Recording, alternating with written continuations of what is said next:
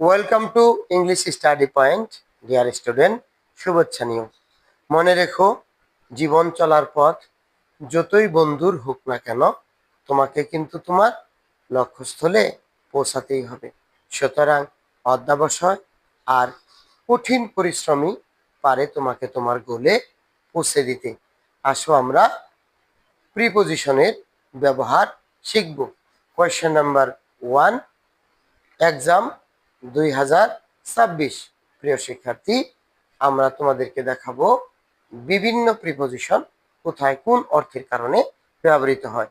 আজকে তোমাদের জন্য আমি 4টি সেন্টেন্স লিখেছি এবং এখানে আমরা 4টি প্রিপোজিশনের ব্যবহার তোমাদেরকে দেখাবো।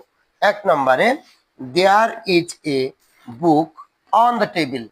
এখানে কোনো কিছুর উপরে অর্থ দিতে অন বসানো হয়েছে। There are many toys under my table. আমার টেবিলের নিচে কিছু বা অনেক খেলনা রয়েছে। My book shelf is beside my table.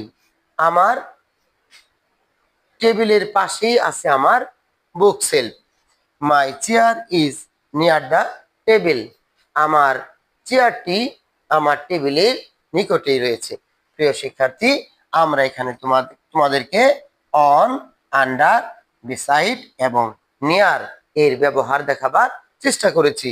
লক্ষ্য করো, উপরে অর্থে অন, নিচে অর্থে আন্ডার, পাশে অর্থে বিসাইড এবং নিকটে অর্থে নিয়ার ব্যবহার করা হয়েছে।